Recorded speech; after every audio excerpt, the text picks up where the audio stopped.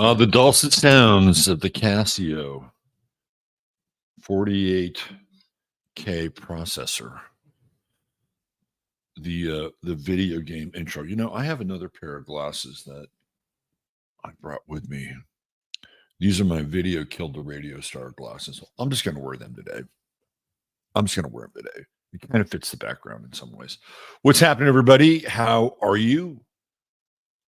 Buongiorno. Let's see. Let's do a quick little roll call and see who we have into his house. There's my man, DJ MC, Dorian McLean, Katie Barton, Dova Haza. What's happening, Dova Haza? Liddy Lou. Melissa Stanton checking in from the FLA. What's happening, Melissa? Nora Rashid getting home from the gym. Talking about that Scorpio moon. The big Scorpio moon. They call it the pink moon? The pink moon? The commie moon? The pinko moon? Mary Lee is here with her 160 IQ. Man, I wish I could rock a 160 IQ. That'd be awesome. There's my man Ryan, the introspective woodworker. Aaron L, Big Sky, the lovely and talented Dr. Joan S.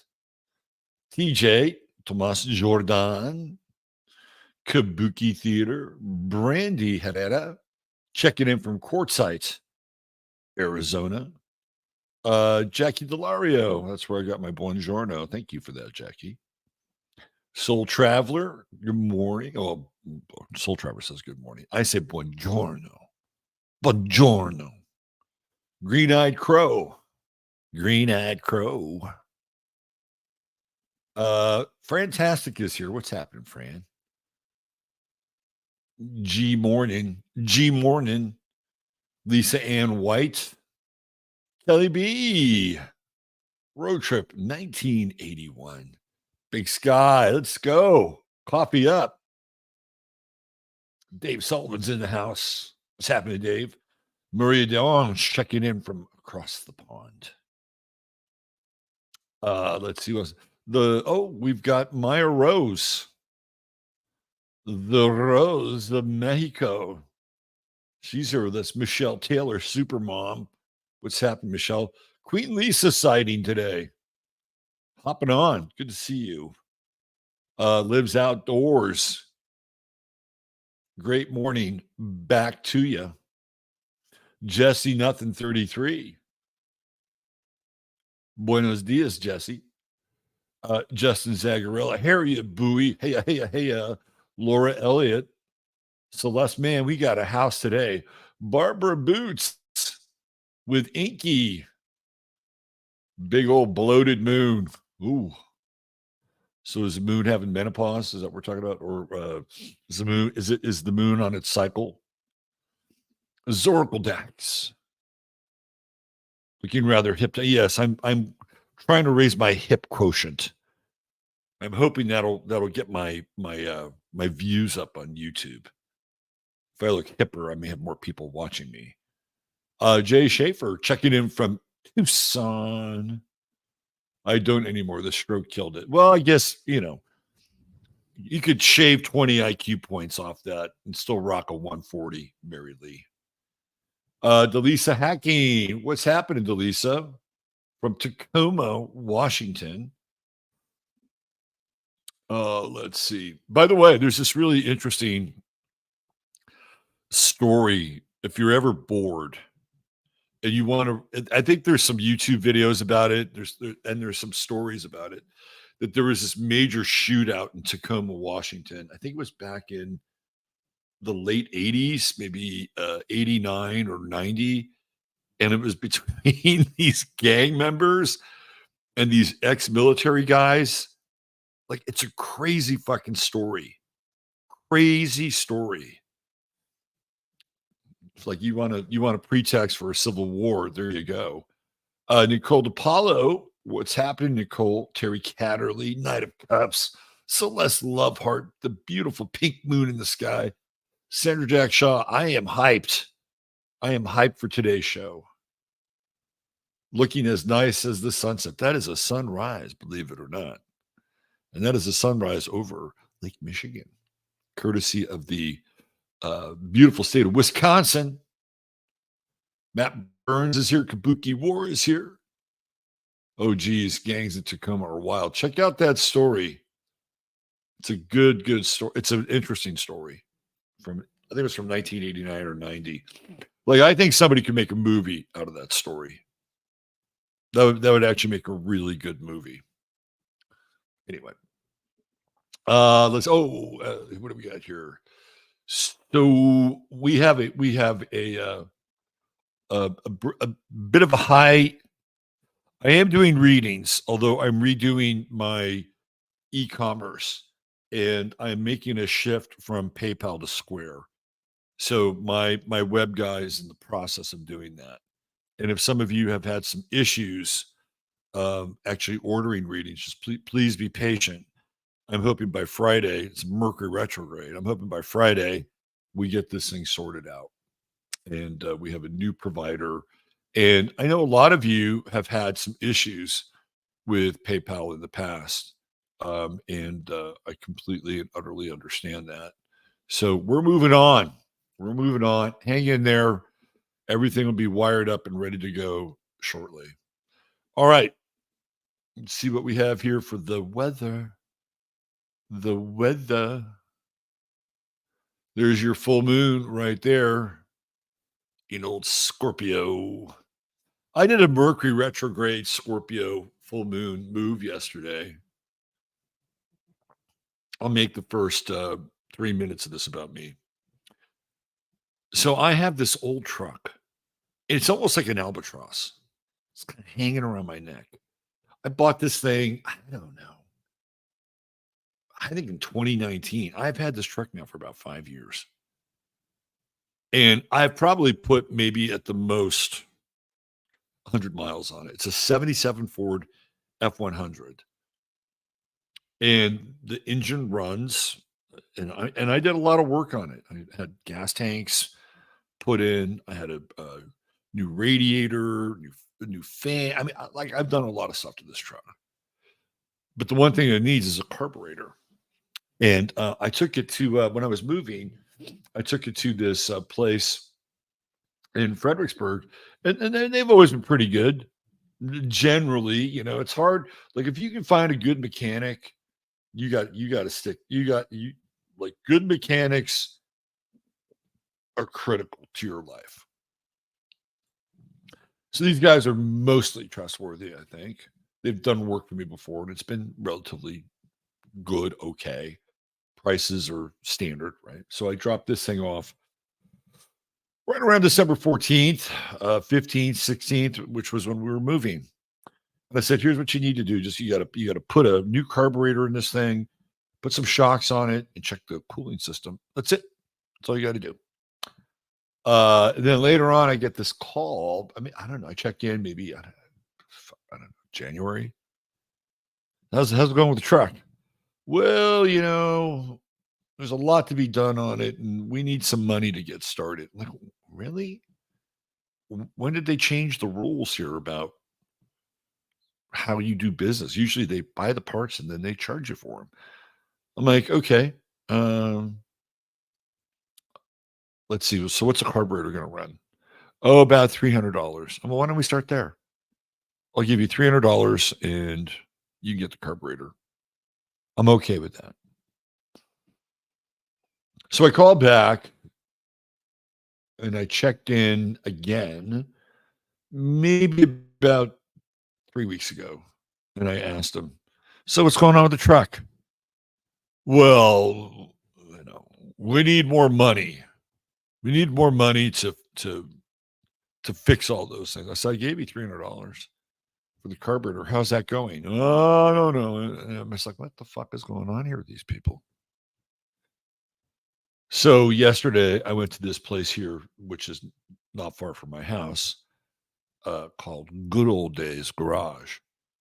I said, hey, I got this truck and I got this thing with the carburetor, blah, blah, blah, blah, blah. And I told them what was happening with this other place. And the guy shook his head, looked at me, I don't know. I've never heard of that. I'm like, yeah, right. Me neither. So I did kind of a fast move yesterday. Just went in and got the fucking truck. It was a Scorpio full moon moment. It's like, I am taking possession of my truck. And what was interesting is that there was this young guy who works there. Kind of like him, but he's also a little weird. I guess that's like a lot of people. You kind of like him, but they're a little weird. Anyway, he was there working on his car after hours, and he comes out and he sees me moving the truck. He's like, "Hey, what's up? What's going on? What's going on here?" I'm like, "Well, I'm taking the truck." And you don't want to be real. I don't want to be real confrontational. Like, I'm not a confrontational person unless I have to be. You know what I mean? It's like confrontation for me is last resort or the first line of defense if I see somebody is getting fucked over.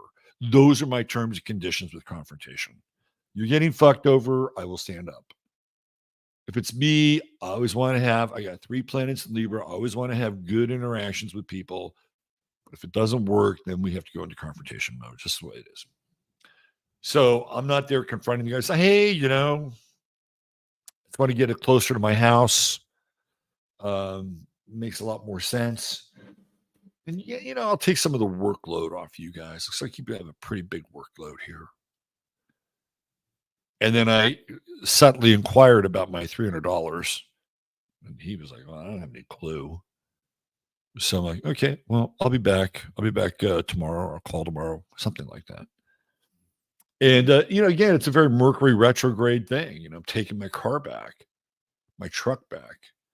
And it was really the Scorpio full moon that really possessed me to go get the damn thing after months of it being there. I don't know. It's just bizarre. It's like, so what's really funny is the guy who met me there to pick it up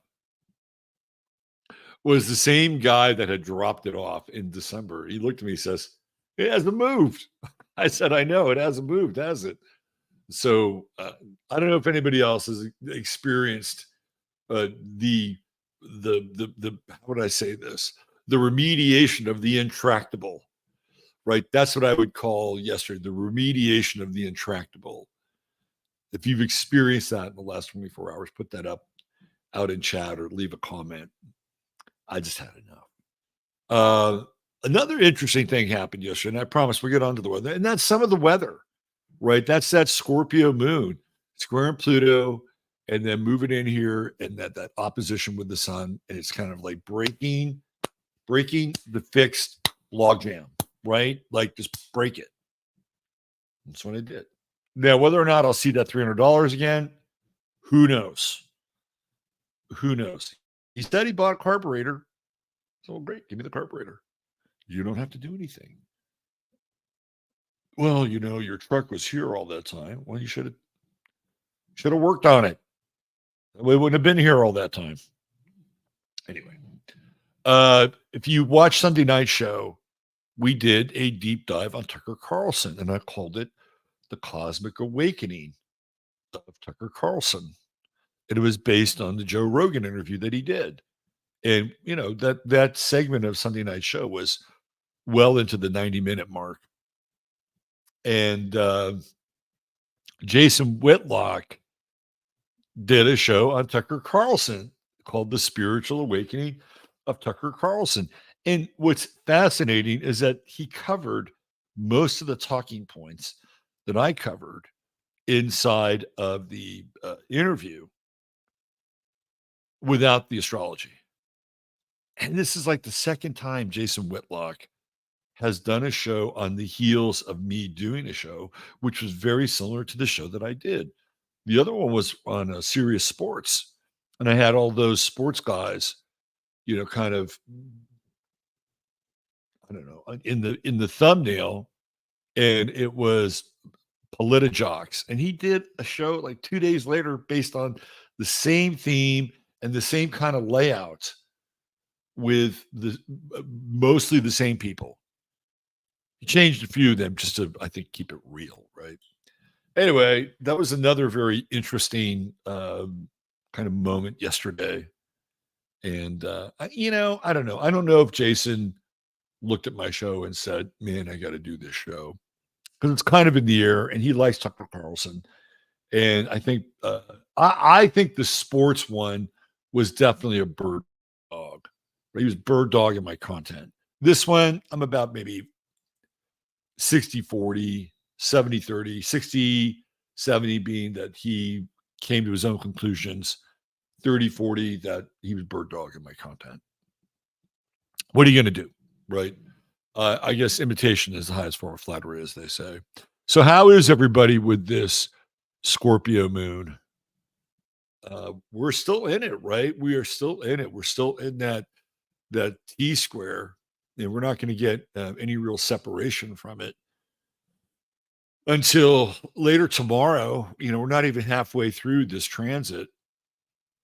So to say that its powers have peaked would be, I think, a bit of a misnomer. Uh, whenever look, I have there's other parts going on in my life which I'm not privy to talk about here, that do definitely involve this Moon Pluto square, and looking at adjusting the fixed circumstances around things like finances and other people's money and what other people claim as their money and their due, right? And this has nothing to do with anybody on a personal level. Let's just put it that way. But, this is kind of in the air, right? And I think that after we just had this absolute travesty with what happened with Mike Johnson and the spending bill over the weekend. I mean, this thing is, the Scorpio moon squaring Pluto, opposing the sun. It's like, okay, great. What do we get? What do we get out of this deal? It's ridiculous. Now, apparently, these are loans. Great. Like they're not handouts. But these aren't handouts, these are loans. And apparently Trump was talking to Mike Johnson the whole time. Trump was giving Mike Johnson his support. Now we know that Trump is tied to the hip with Israel. We looked at that on Sunday night. Israel's sun is right on Trump's midheaven that dominates Donald Trump. They both have Mars and Leo together on the ascendant. So Trump was basically politicking for that money to go to Israel. Now, the Ukraine thing is kind of a bone. It's just a weird bone to be thrown to the liberals, right? Like they're throwing bones to the left and the right, but they're not throwing any bones to the people. And, we are living in a time where we're not really having a representative,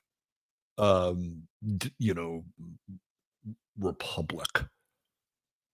We're just not. And people that have, and I talked about this yesterday on 15 Minutes of Flame, and people like Robert Kraft and George Soros and Paul Singer, these people, Sheldon Adelson's wife, the Mercers, not to be confused with our guy Thor at the door, but the Mercers in Florida.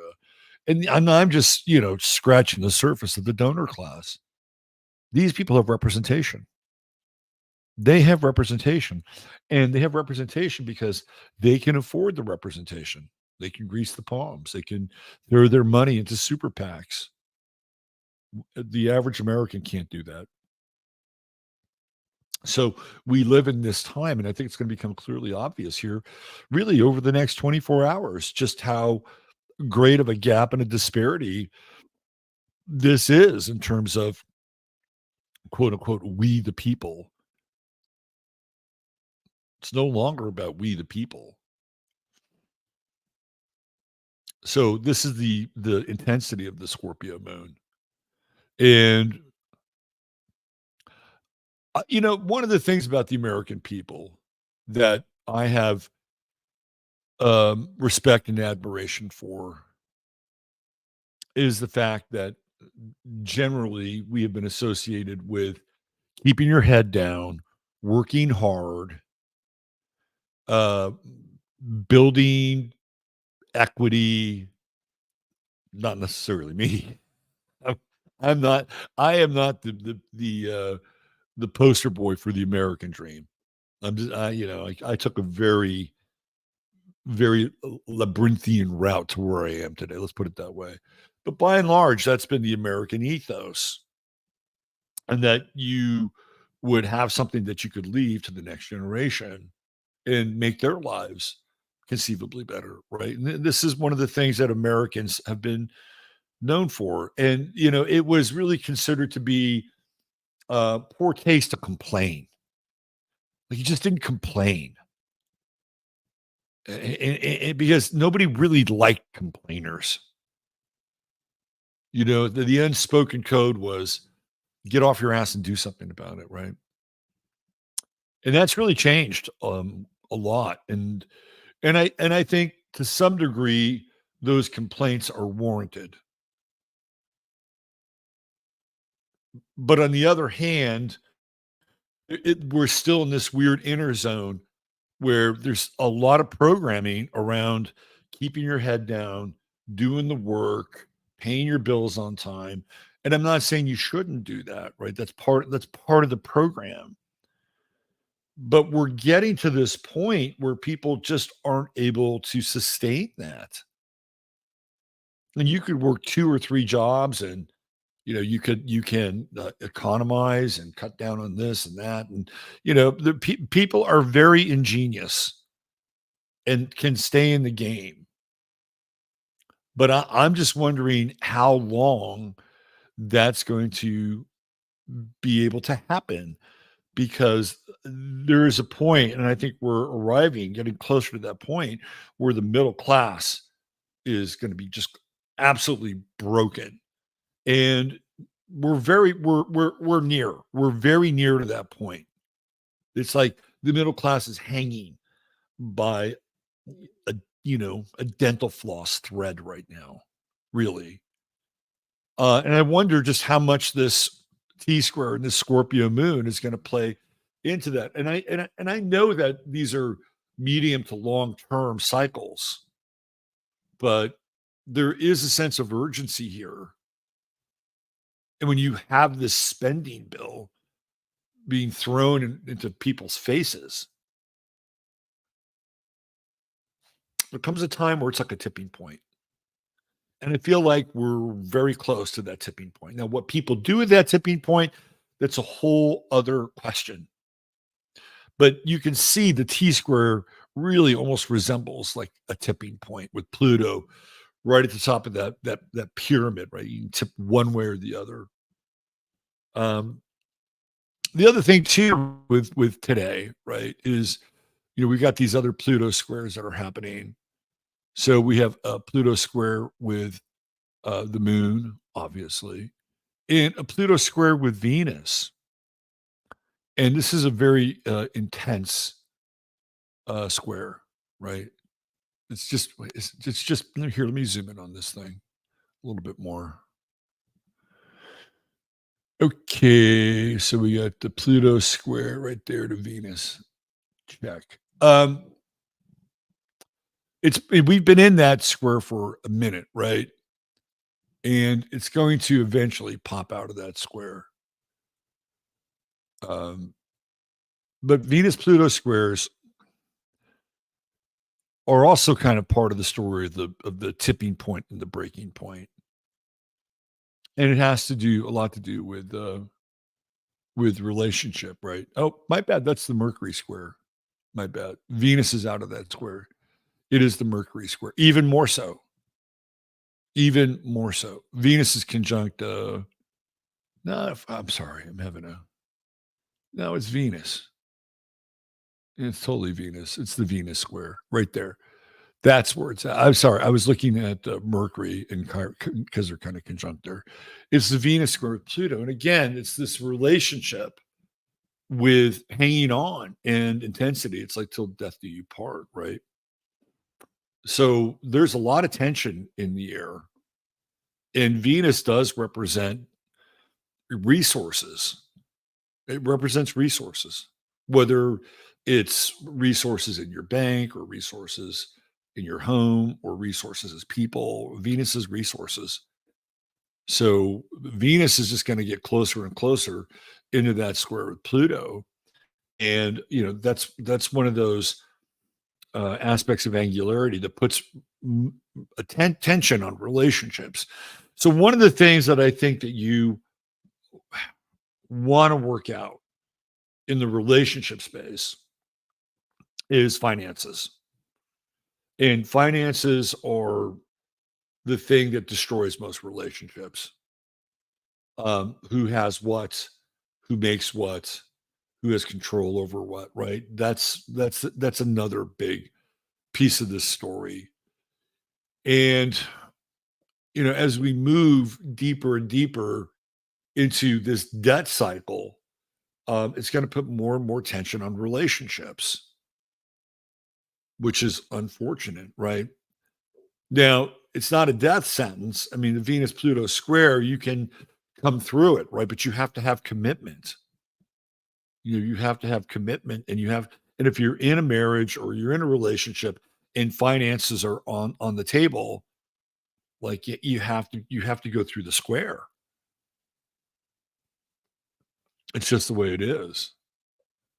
So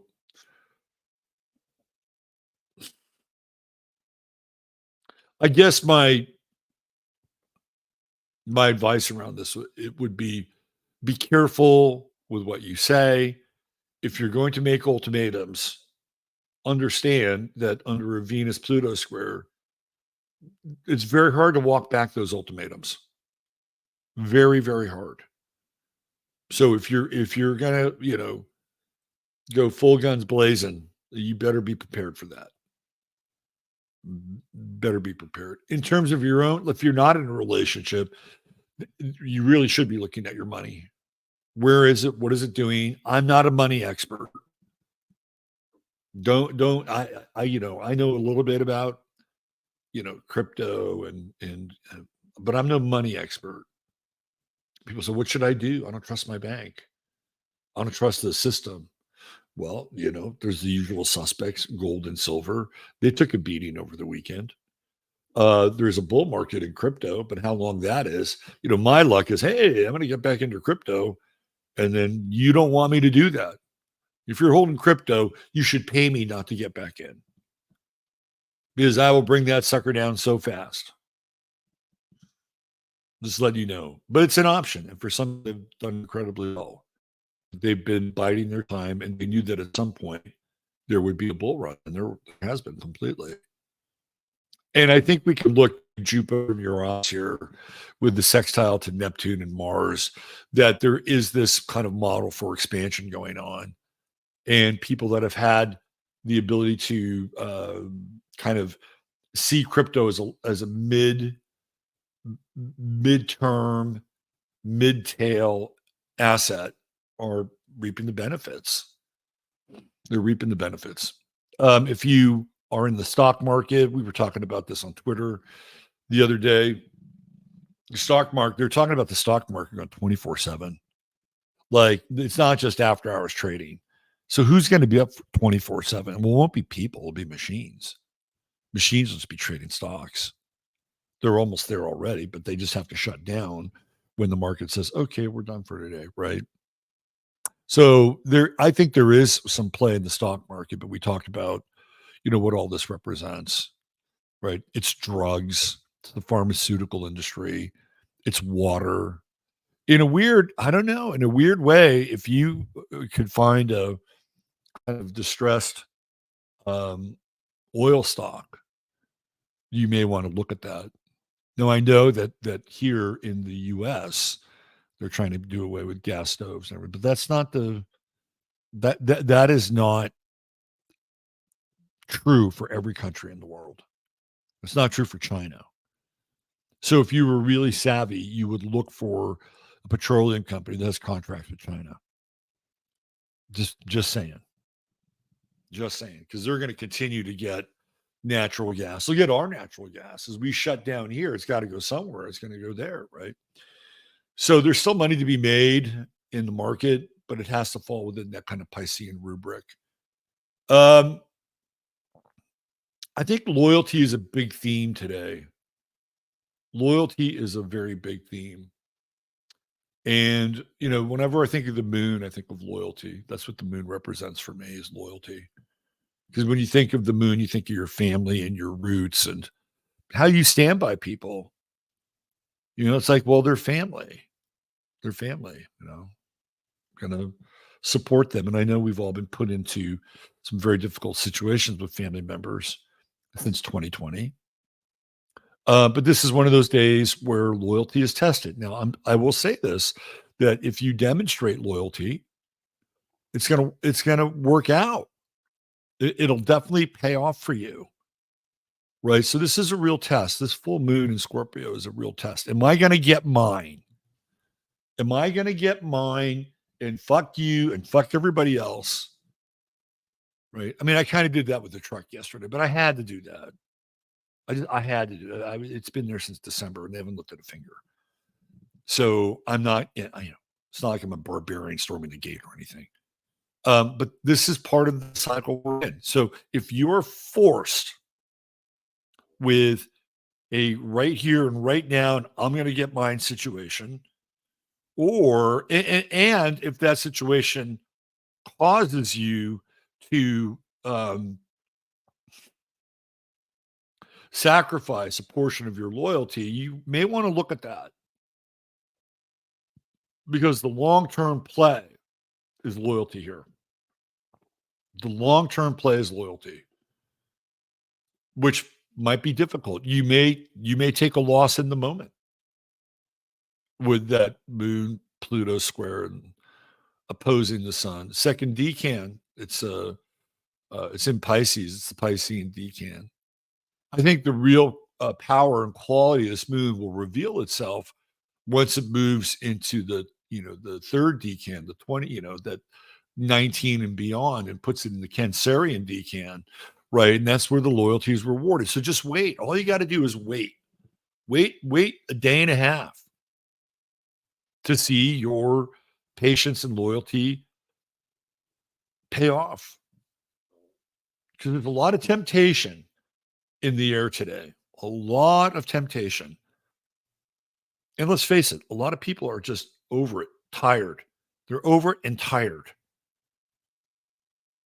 It's like, fuck it. I'm going to take that low hanging fruit.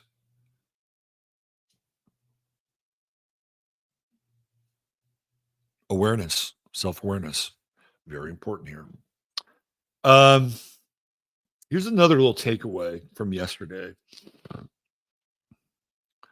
So this new shop that I have my truck at, I had a conversation with the shop owner. Seems like a nice guy.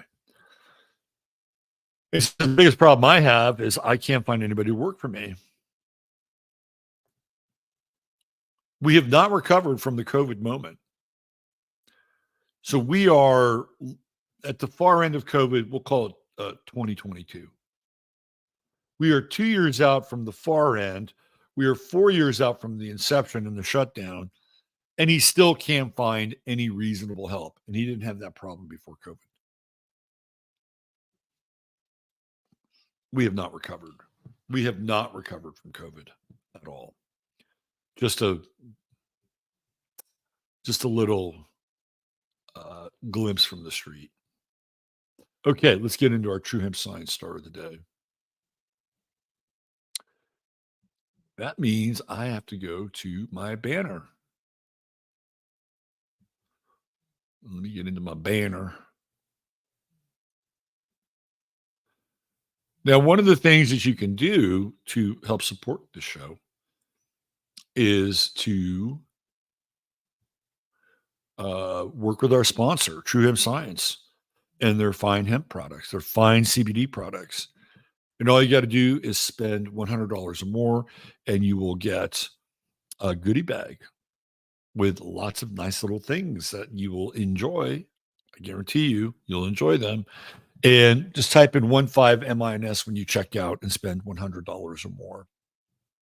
$150 or more gets you free shipping, and there's always a 30-day money-back guarantee, and you're getting some of the best, finest, organically sourced CBD that's available. And again, I can't overstate this enough. Chris is a wizard. He's not just somebody who makes CBD, he's an alchemist. So what you're getting are some highly uh, synthesized. When I say synthesized, I don't mean synthetic. Synthesized in the sense that he's combining things in unique ways. So he's on the cutting edge of CBD. Check him out, support him, and support the show. TrueHempScience.com. All right, let's get to our True Hemp Science star of the day. Now, today was kind of a challenging day because last year I did one of our stars, one of the people who had qualified. I think last year I did Shirley MacLaine. And this year it came down to Barbra Streisand or this woman, Paula Yates. Barbra Streisand is one of the most uninteresting charts I've ever seen. I looked at her chart and I said, how the fuck did this woman become so successful?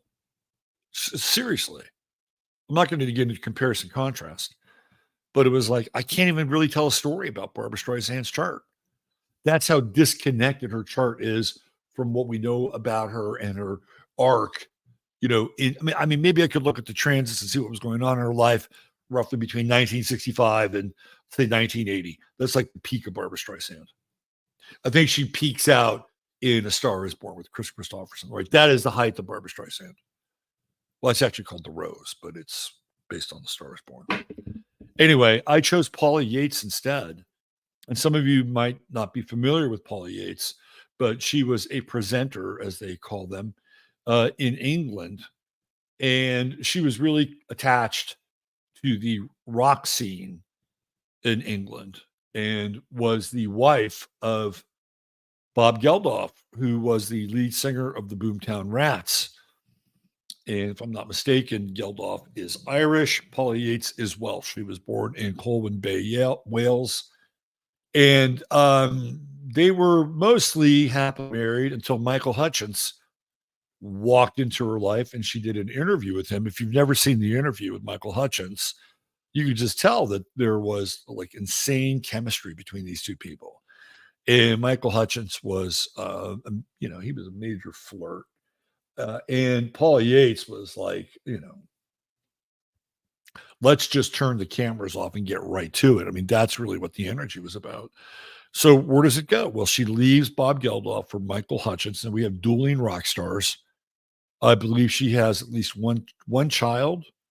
Was it Fifi Trixabel with Michael Hutchence? And she has all these other kids with Bob Geldof, one of whom is Peaches, who is now dead, apparently. And Michael Hutchence and Bob Geldof get into this absolutely brutal back and forth around Paula, the kids, et cetera, et cetera. And eventually, of course, the story goes, Michael Hutchence hanged himself, auto asphyxiation. But to this day, it's still quite a mysterious death. Some people say he faked his death. I'm not sure that's true or not. But then that left Paula Yates on her own, and I'm sure she was probably heartbroken, right? And eventually she succumbs to cancer.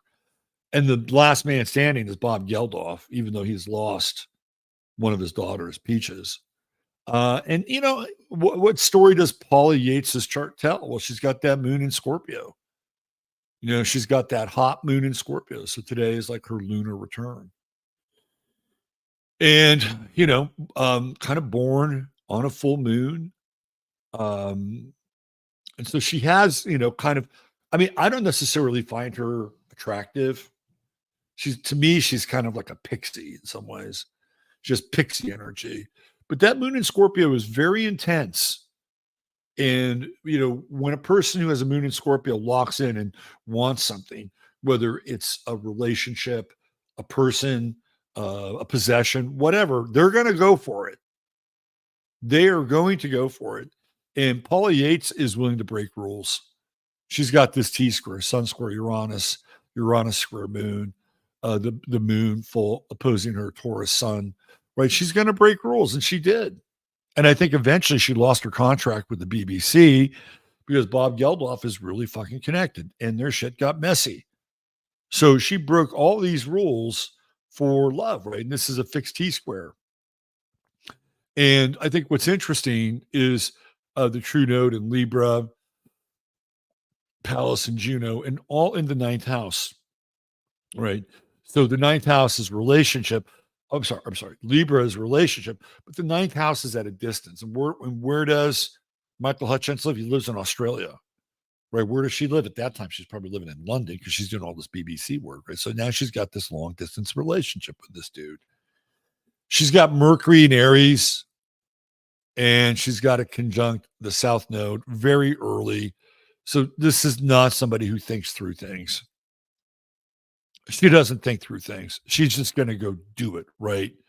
She's going to do it. And again, what do we see? We have a T-square, Moon square Mars, Mercury square Mars, Mercury square Saturn.